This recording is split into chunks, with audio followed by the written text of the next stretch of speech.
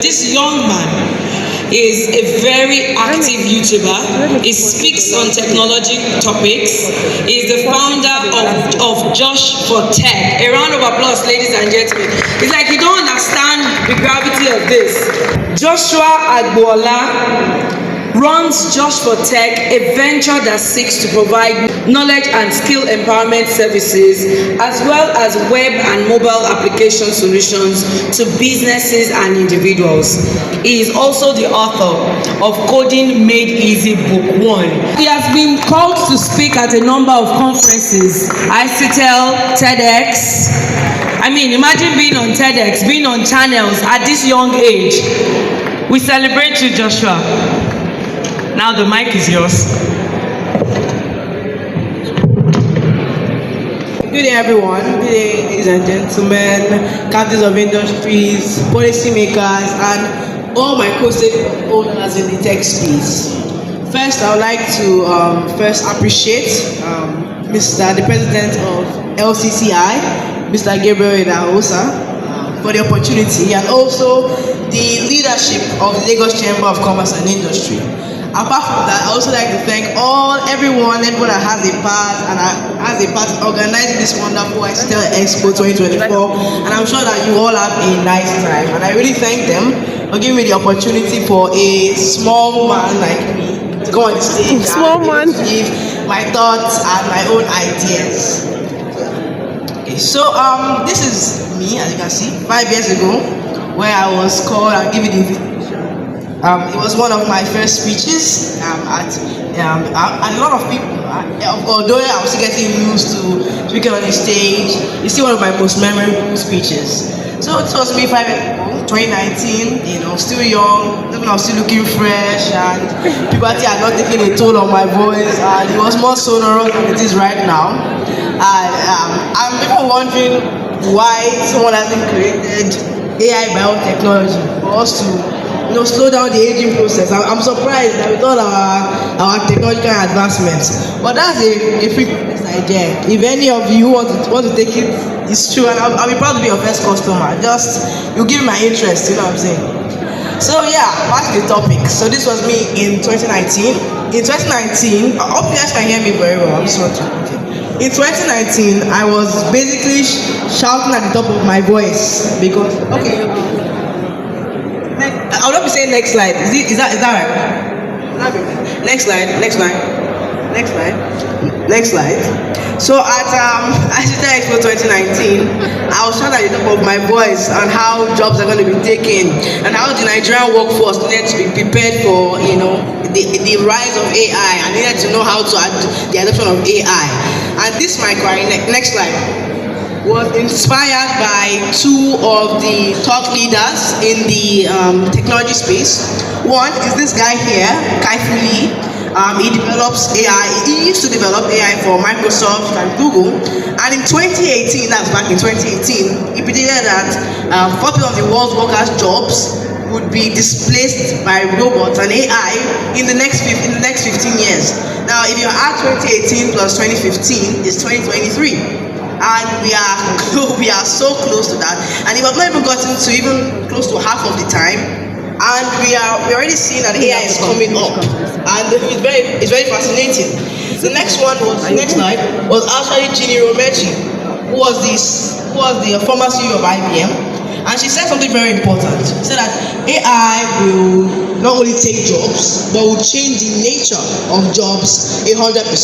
And we have seen that today. If you're working in the corporate industry, you will see that having knowledgeable insights on how AI works will set you apart, and it's even needed for some of my jobs. As an internship that I was having, we used to talk about, come on, you charging for this thing, why are you wasting time, say software company? Like, you charge for this and you charge for that. It has become a part of our working system right now. So it has changed the way we work as software engineers. Also, she also said that new jobs will be created, which means, in fact, it was just a few months ago that I heard about a job called prompt engineering. people actually get paid to design text inputs for ChatGPT, Gemini, and all of that. They get paid and they have a job just creating those things for people that want to get better prompts for their writing or text, which is quite impressive. They also not small jobs, in fact, from AI workflow engineering, people that design AI automation systems. And that's just new that have just come in the past 2 to 3 years. And also, they also said a new set of skills will be required. Of course, if you have new jobs, you will need new skills for those jobs. And you need to have the knowledge of those jobs. In fact, something like ChatGPT, like the AI models that we see today, are even more deep than we see. There are custom AI models that you can train for yourself, and you can they call it fine-tuning of the models, so that you can be able to, if you have a use task or a use case that you want to use it for, you can probably use it for that if you have that and you train it on a specific amount of data. Next slide. So my presentation meant different things to different people. Some people saw it as, a science fiction story, Terminator, Star Wars, that AI is coming to take over my jobs. That what are you talking about? A few people saw it as a business opportunity and took the lead to try to break into the AI landscape, to do stuff in the AI space. And some saw it as a doomsday prediction from the mind of a very young boy who was shouting at the top of his lungs. Now, whatever it meant to you, next slide, just go to the next slide. Whatever it meant to you, any of you that were at that presentation, it will interest you to know that, ladies and gentlemen, that it has not even been the 15 years that Kai Fu, who I'm talking about, used to develop AI for Microsoft and Google, predicted, and the future that was predicted back then is already here. Just in the span of 2 years, we have seen the rise of different AI services. In fact, many people don't know. People know about GPT-4 and GPT-3 when it came out, but actually GPT has been in the works since 2019. And with the release of, we had GPT-1, GPT-2. That's why it's in versions.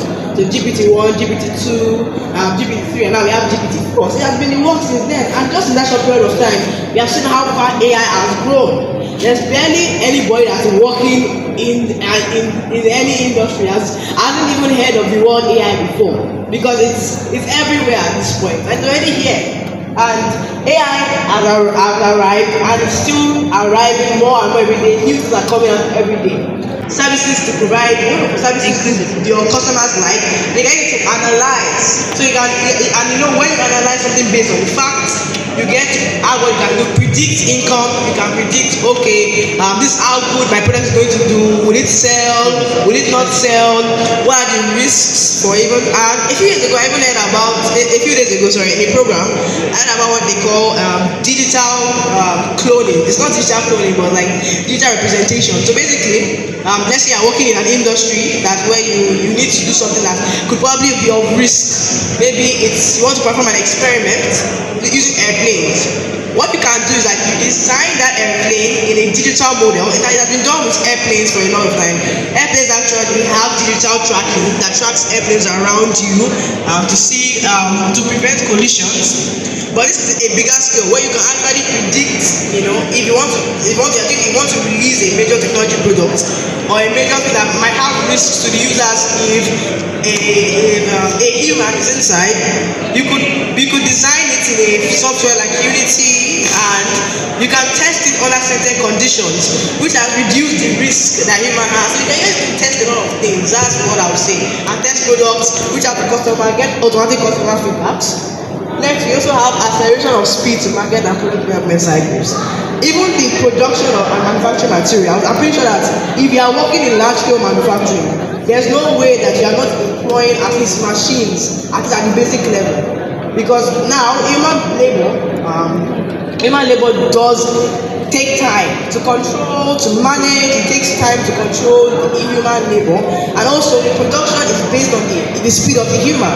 Now, robots, humans have different things they have on their minds, but robots, when told to do one thing, they focus on that one thing and they do it well.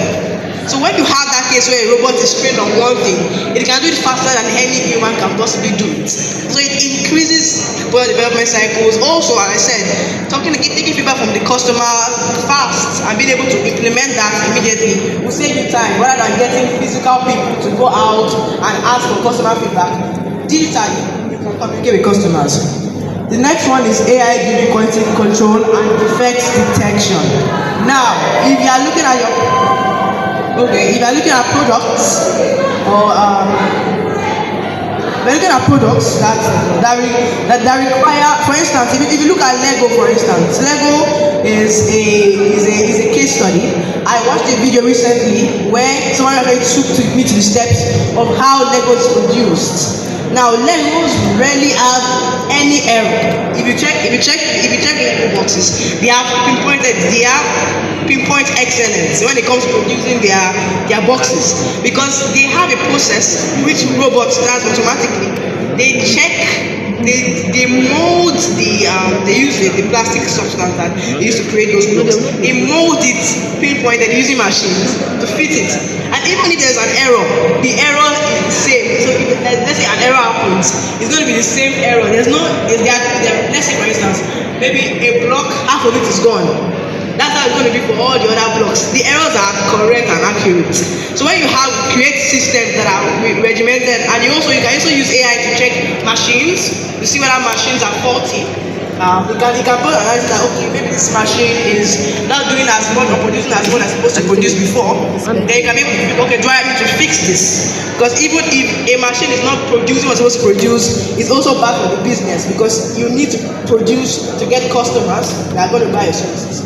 So also we have reduction in waste and returns. When it's done in a perfect format, there's going to be less need for waste because we don't have human error inside. Next. And we still have the rise of AI in retail and customer service. Now, AI has been used to automate retail and customer service better than we have ever seen before right now. Companies like Amazon, Walmart are leading the way by increasingly adopting it in their warehouses and in their customer service operations. In fact, AI and robot systems handle everything, from packaging and sorting items and goods to even customer inquiries via chatbots. And it's like as if, and this is quite scary to people that are working those human labors, because it has significantly reduced the need for human labor in those areas, because AI is now handling everything. Although Amazon still has employees, because as AI keeps improving, AI will also more jobs will be taken. But right now, Amazon still has human employees for things that AI can't really do right now. But my point is to talk about Nigerian businesses. And Nigerian businesses should adopt and embrace AI. They want to be relevant in the future. Because when you adopt AI in terms of retail and customer services, you're going to deliver efficiency and scale your business better than I've ever seen before. As I said, next.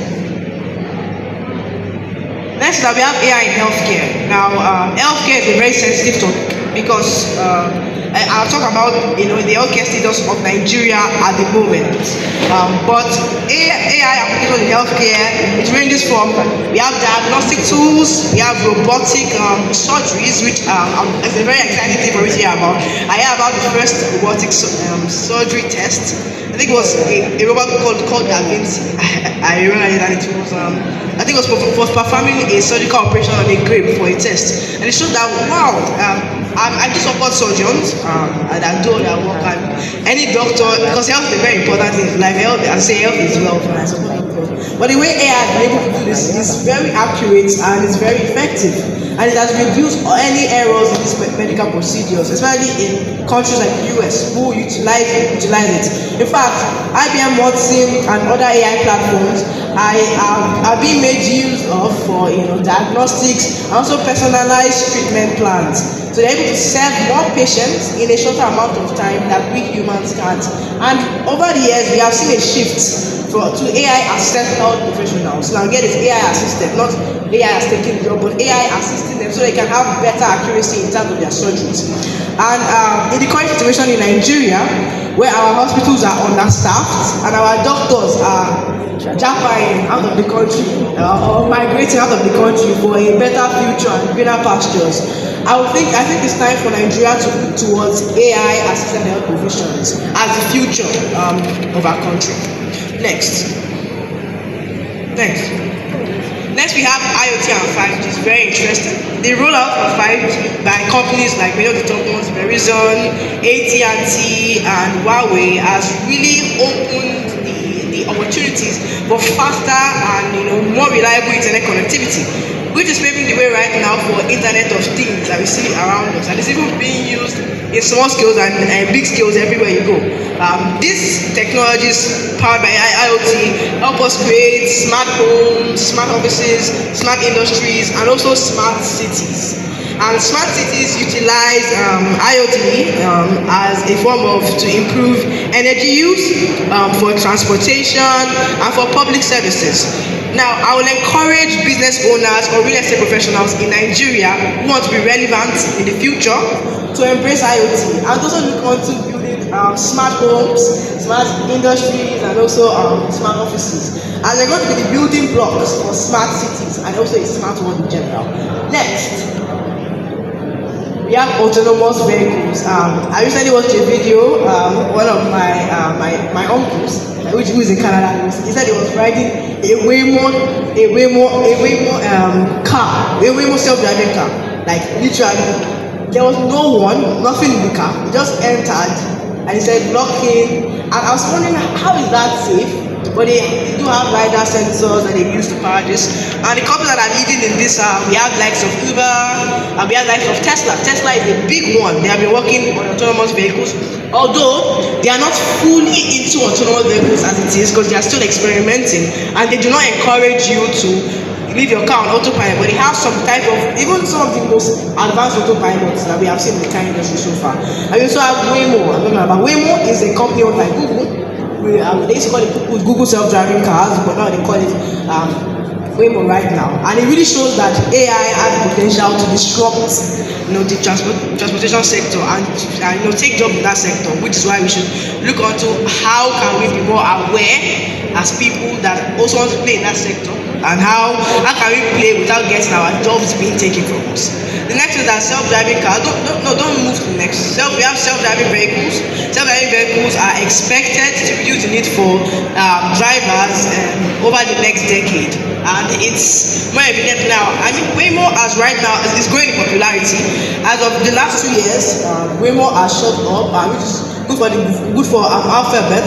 Alphabet is the parent company of Google, and it's good to see that autonomous vehicles are getting more recognition nowadays. And I would like to see actually Nigerian-owned autonomous vehicle companies. In fact, one of my inspirations is two young guys that they are into robotics. I don't know if I've heard of them.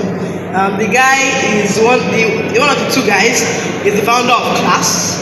He's also a very young startup founder. And to see that two young guys in Nigeria are working on autonomous, it's one of my dreams, one of my big dreams, to see how, because as a child, that was what my passion was. I always loved robots. As 5, 6, 7, it was also felt by my parents. My parents first took me to a young engineers where we made Legos, we learned about pulley systems, we learned about automatic systems, and that sparked that wow, there are possibilities, and that was back in 2016, 2017. The possibilities, and I hope to play, as someone in that sector. So we are seeing self-driving cars everywhere, and I hope that companies like Cross Country will cross into using autonomous vehicles, and companies like Young Shall Grow will grow into using luxury vehicles in their businesses. All right. Next, we have blockchain and cryptocurrency, which is a nice one. I recently went for. I'm interested in blockchain. In fact, me and my mom launched a DApp coin, a blockchain coin. I was just starting to see, and it's quite right now. Blockchain has become so wide and so accessible that it's very easy to create your own blockchain or DApp coin, even without having technology knowledge and programming knowledge. It's quite easy right now, and we have seen the explosion of blockchain because it promotes two things: seamless transactions, secure transactions, and transparent transactions. Maybe reason why people use blockchain is that it's hard to to hack a blockchain because it's encrypted. It's encrypted. So where you're sending your money through an encrypted tunnel, you can also send information. Now blockchain is not all about, that's why it's blockchain and cryptocurrency. Blockchain is not all about the cryptocurrencies, the Bitcoin, the Ethereum, which are now exploding right now. And they are challenging traditional markets. You can see big companies like BlackRock investing into Bitcoin. I'm wondering, why? Because Bitcoin right now has become as powerful as the stock market. Has become as wide as the stock market. So blockchain apart from that can also be used for supply chain management, can be used for digital identity verification, which one used for fingerprints, to eye transactions, and also can be used for voting systems. Now in our country Nigeria, I just hope that INEC will implement blockchain in their voting systems, so we don't have to worry about ballot snatching in the nearest future. Please, because I would love that.